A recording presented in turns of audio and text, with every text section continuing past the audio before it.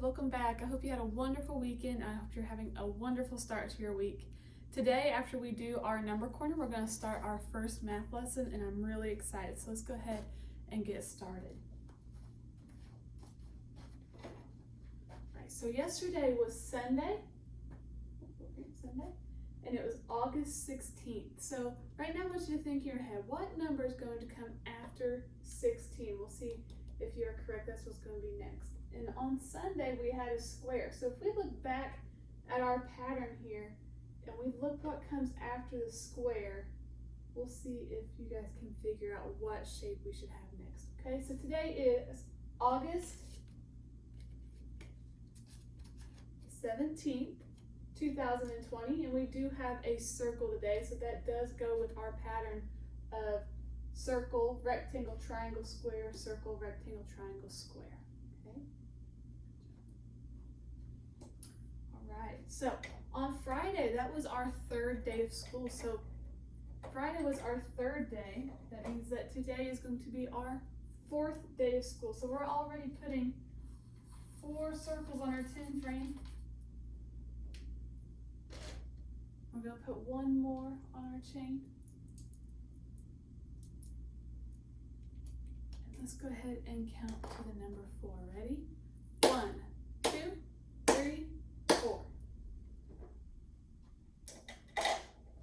And the last thing that I want to do before we jump into our lesson, so normally our number corner won't be this short, but we'll really get started with it in September. So for now, it's just a little bit shorter than normal, but that'll give us some more time for our lesson. So the last thing I want to do, let's go ahead and we're just going to count up to the number 10.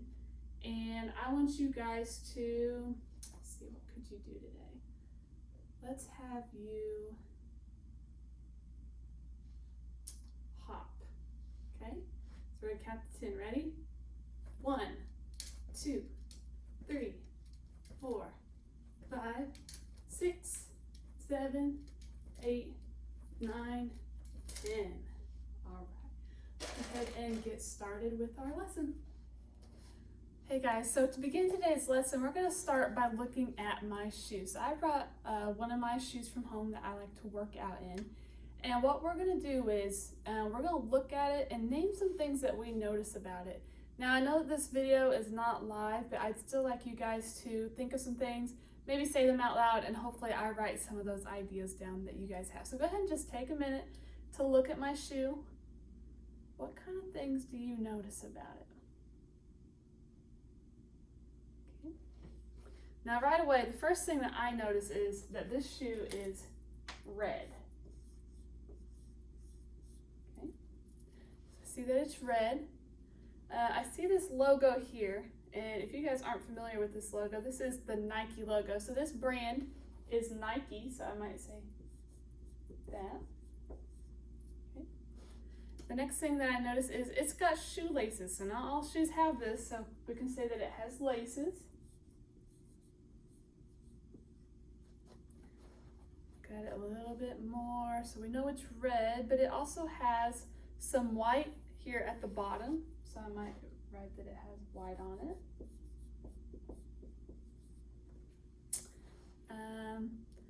I use these to work out in and to run, so I might say that they're good for running. So they're running shoes.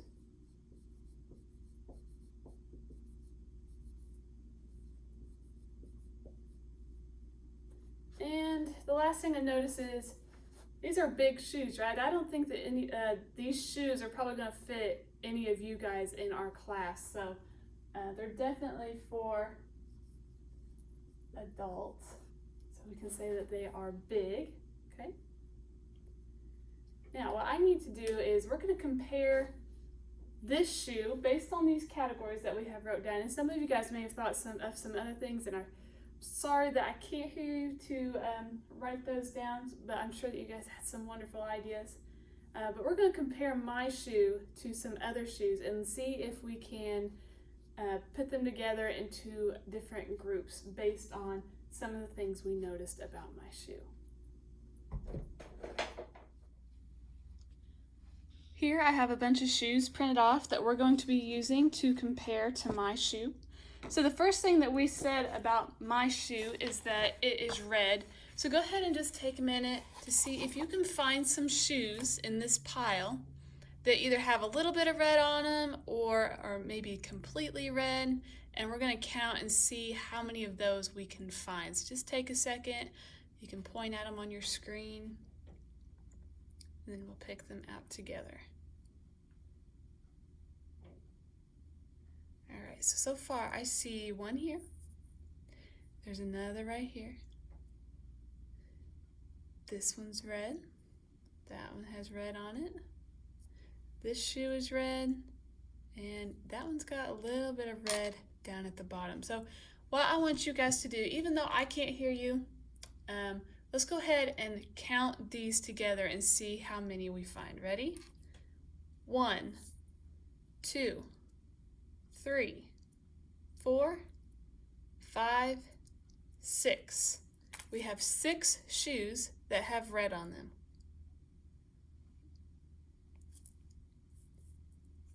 The next thing that we said about my shoes is that they had the Nike logo on them. If you remember correctly, the Nike logo just looks like a little check mark. So let's see if we can find some shoes that have that little check mark on them.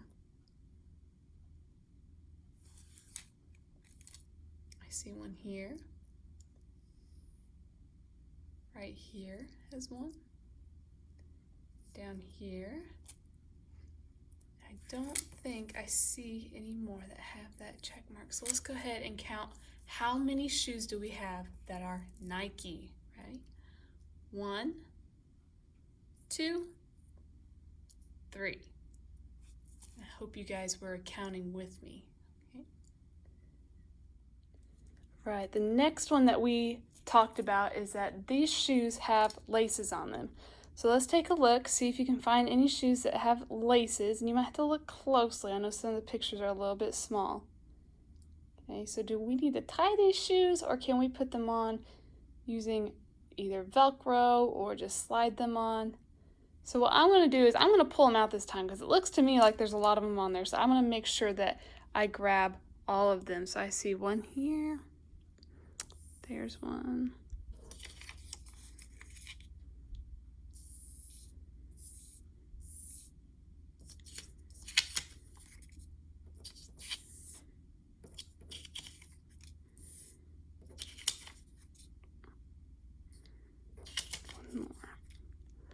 I'm going to put all of these over here out of the way, and let's count these together. Ready? 1, 2, 3, 4, 5, 6, 7, 8, 9, 10, 11, 12, 13. 13 shoes that have shoelaces, just like mine.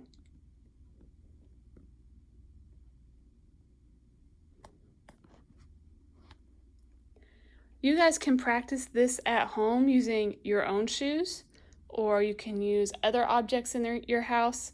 But the big thing is to organize them. Find a way to tell how they're the same, maybe how they're different. You can go by color or any other thing, and this would be a great thing to practice at home. The last thing that I'd like to include in today's video is that normally when we're at school after our math lesson, we have our math stations, which is just some little activities that the kids can do every day. So obviously we're not able to do those right now, but I'm looking into the website of our math curriculum, and there's a lot of resources on there that I'm still kind of learning about, but I want to share them with you. So on today's math slide, you'll see for today's to do, there's a link there. When I click that link, hopefully it will bring you to the correct page. It should look something like this, okay? And this is the workplace that they would be doing if we were here at school, and it's just to kind of play around with. It allows them to sort either by color, or they can build something with it, they can make patterns. There's really no right or wrong way to do this. It just gives them a chance to just play around with these things in different ways. So all you need to do is you can either pull one of these down and have one, or if they want a group of 10, they can click one of these longer ones down here, and they can just put those together however they'd like. Down here in the bottom right corner, if you don't want all of those words in the way, you can click that and it will give them a blank mat to use. Okay, now this may or may not work. I'm hoping that you guys have access to it. If you're not able to get on, you can shoot me a quick message and we'll see if we can figure it out for the next day. Otherwise, just don't worry about it. You can also look at back at our slide here, and down at the bottom I put an optional game. So this is just something that if you guys have the time, you can take a look at this, and it should come up here. Okay, and it just includes some just a little game that the kids can play, practicing with this 5 frame. They can choose what they want their icons to look like, and then they can practice either how many. So it will give them, it says how many boxes are empty. So I would say 5. That's how many squares are empty? Okay, so that's how that one works. They can go to Move build 5 some circles to the frame. In this one, it gives them the number and they have to fill in their 5 frame. How many more circles to fill the frame? This one focuses on how many more they can add, or they can just play all of them. So it's up to you guys what you do on here. And again, it's just optional. It's just an extra thing that your kids can be working on if you want to give them a little bit longer of a math lesson.